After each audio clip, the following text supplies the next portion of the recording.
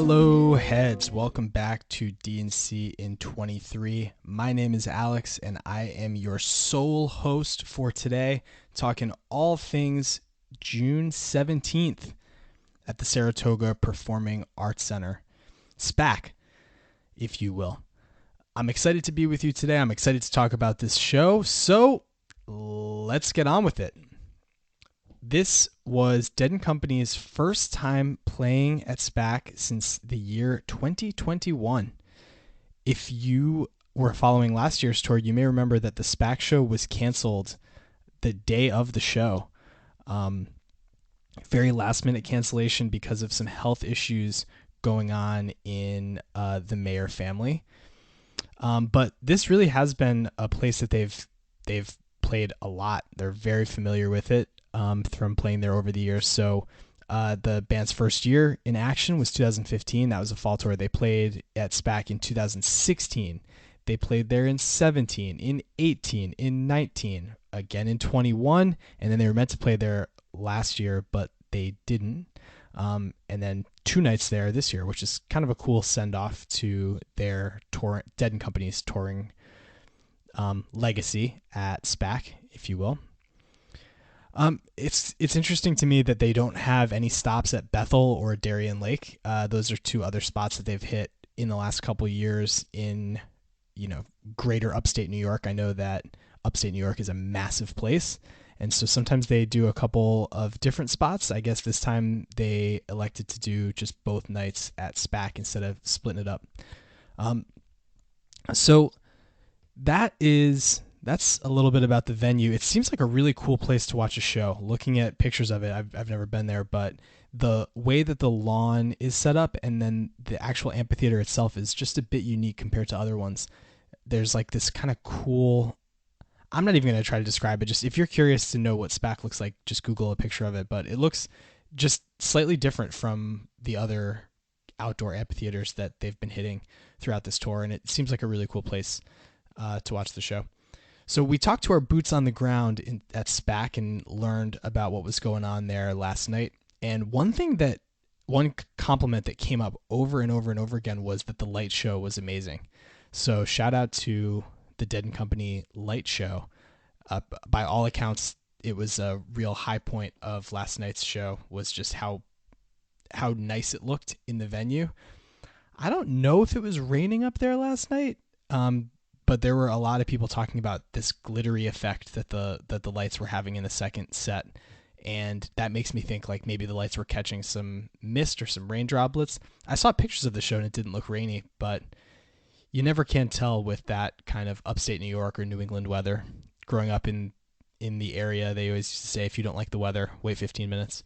So anyway, this is a beautiful time of year to be in upstate New York. The temperatures are mild. It's not too hot, but not too cold. It's just a nice place to be. So I'm sure that everyone who is there just had a lovely, lovely time at the show. Dave is going to be in the barn tonight for show number 2 at SPAC. So if you see him poking around, go say hi. I'm sure he'd love to chat with you a bit. So yeah, he'll be there for the final show at SPAC, which is kind of fitting. He meant to be there last year. He was on his way to the venue when the show got canceled. And so I'm glad that he gets to kind of fulfill his destiny with SPAC, and he gets to go tonight.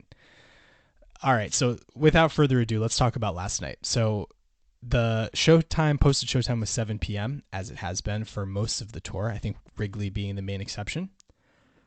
The band didn't hit the stage until 7:25, so a bit of a late start, especially compared to the times they've been going on, which is like 7:05, 7:10. But they really didn't take long to get right into it. So set 1, you have Let the Good Times Roll, Scarlet Begonias early in the set, Deal, Black-Throated Wind, Direwolf, Birdsong, and then Going Down the Road Feeling Bad. So I listened to the entire first set. I thought it was good, if a bit reserved. That was kind of the vibe that I got from the way they were playing. So the song that I want to talk about first is Scarlet Begonias. So it was Unexpected, although not shocking. They played Fire on the Mountain to open the second set at their preceding show to this one in Philadelphia.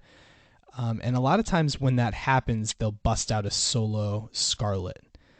We've also seen this with other. Dave and I were talking about this about the Philly show. They've been divorcing pairings, if you will, throughout the summer. So you'll get just a Help Slip or just a Franklin, just a Scarlet or just a Fire. And so it was kind of interesting to me that they, played Fire on Wednesday and then Scarlet on Friday. And second song up in the show. That's pretty early. That's, I think, obviously the second earliest they've ever played it because it's the second song of the first set. They did open a show at Wrigley Field last year with Scarlet.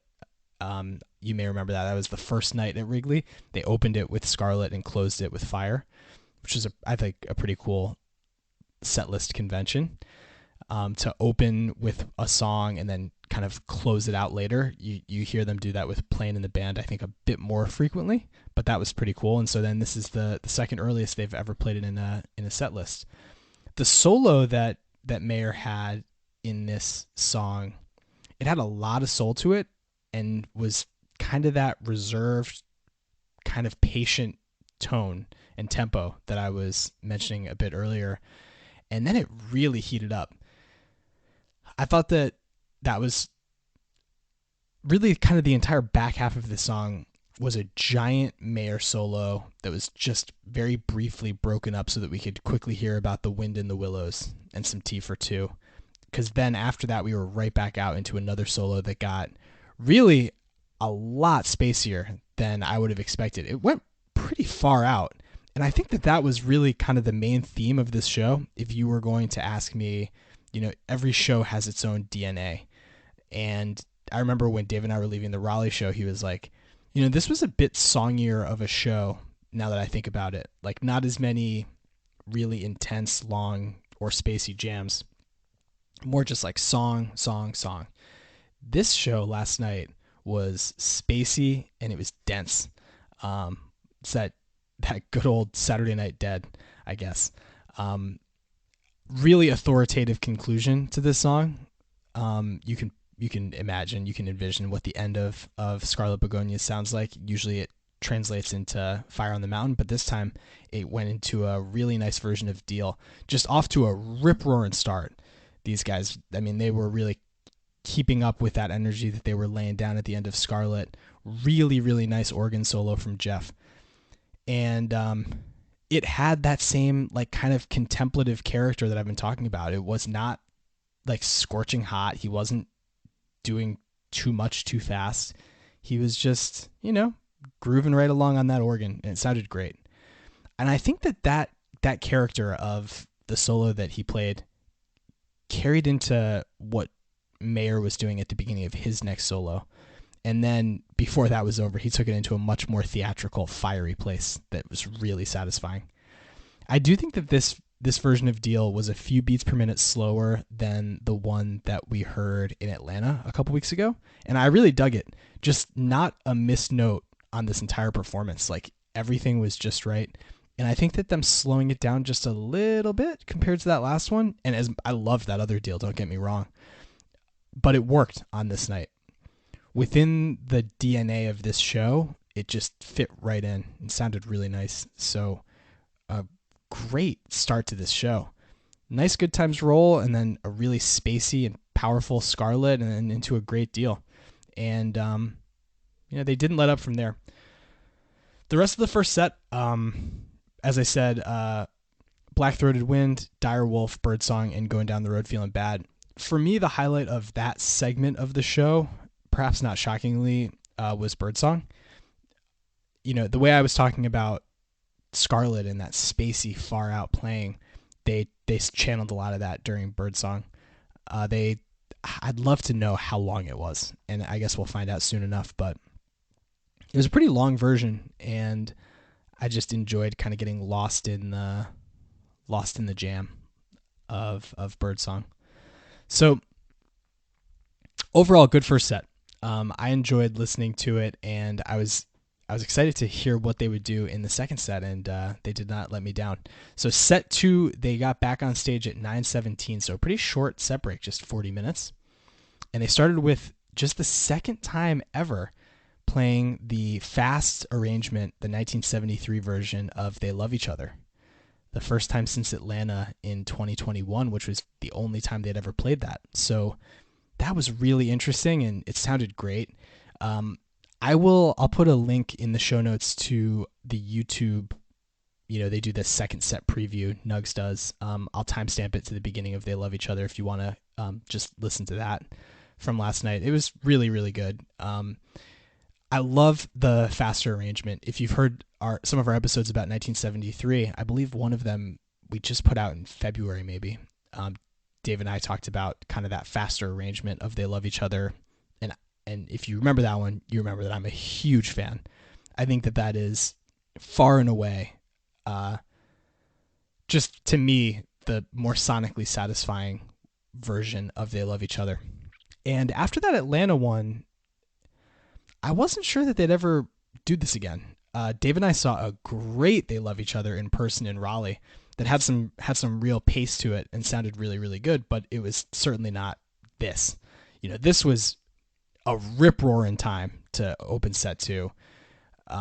If you were looking around on Twitter or Reddit or dead.net, any of the places that you're looking at like live commentary on what people are thinking about the show, this was, I would say, universally beloved. Just all the flowers, all the compliments to how well they played this. It was great. From They Love Each Other, they went into Terrapin Station, He's Gone, the other one, Drums, Space, the other one, Days Between. That was all one big old jam. So everything goes into the next. And then Turn On Your Love Light to close set two. And fittingly, a One More Saturday Night Encore. So really, I feel like that's a second set that you just read the names of those songs and it's like, hell yeah, that's a great set. I mean, just all songs that we love. So yeah, really great second set. I was only able to listen through Space. After that, it was time for bed. So just a couple notes for me. He's Gone had a really, really great solo from Mayer. The organ from Jeff in that song reminded me, the closest approximation I can get to it is the organ sound that Joe Cocker's band had when he was in his heyday. It has this very like kind of haunting, like it's just this interesting character to it. That's what I kept thinking of. But Mayer's solo on that song was just my favorite one of the night so far. It was equal parts soul and blues with a tempo that was really, really satisfying. And then the other thing to talk about for me is just how spacey they got, man. I mean, it was crazy. The other one started with a super, super, super long intro, relative to other ones that they have played. And it went to some really interesting places, a ton of really powerful playing from O'Teal. He was great all night. He sounded so, so good last night. And then at the end of it, it was like, wait, are they going to play Space and then drums? I was not watching a video, so I'm not sure if the drummers left the stage at the beginning of that part, but it sounded like Space for a few minutes, and then drums started. So either just some really good type 2 jamming on the other one, the first time they played it, or they were doing a little bit of space drum space, a drum sandwich with space bread. But I thought that was great. During Space itself, like after drums, I was picking up some real playing vibes. I didn't expect that they were going to go to playing in the band after Space, but I did pick up on those vibes, and that is going to inform what I choose during Estimated Profits in just a second. Unfortunately, I missed the Love Light, I missed the Days Between, and the One More Saturday Night, but I will be excited to listen back to those after the fact, like once that's uploaded onto Nugs. It's nice. It's always nice to get a Love Light, isn't it? It doesn't happen that often, and when it does, they just really don't disappoint. Looking at how often they've played it over the years. Last year in 2022, they played it 3 times. Same in 2021. This is the second time they've played it in 23. The first being Bristow. So probably not that many more Love Lights, ahead in our future. They've only played it 18 times in their now, what would it be? 9 years, 8 years as a touring act. So that's really it for this first night in SPAC. If you were there or if you were couch touring with me, I hope you really enjoyed it. I thought that it was a really good show. As all of them have been so far this tour. So one note that I thought was interesting, that our friend Don't Touch That Knob posted on Reddit yesterday. Dead & Co. before last night, and I guess still through last night because there were no bust outs, they played 104 unique songs during this tour if you don't count Cornell or Jazz Fest. The most commonly played is now Brown Eyed Women and Deal are tied at the most with 5 apiece. The most frequent opener after last night is Good Times Roll. That's the 3rd show that they've opened with it. So really not getting too repetitive in the show openers.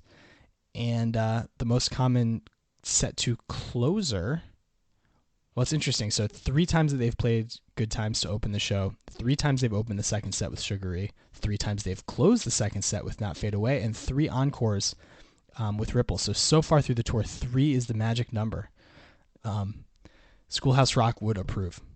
All right, let's get into estimated profits. So as you know, if you've been listening to us throughout this tour, this summer Dave and I are playing a new game that we like to call estimated profits. Every night we are taking 2 songs that we think the band will play their next night up. So I had the first pick for tonight's show. And I went with Chalk. I think that it's, Sunday night, they're going to play Samson and Delilah. What's interesting is they play like every Sunday for the next month. So I think this is the first of 4 or 5 straight Sundays that they have a show.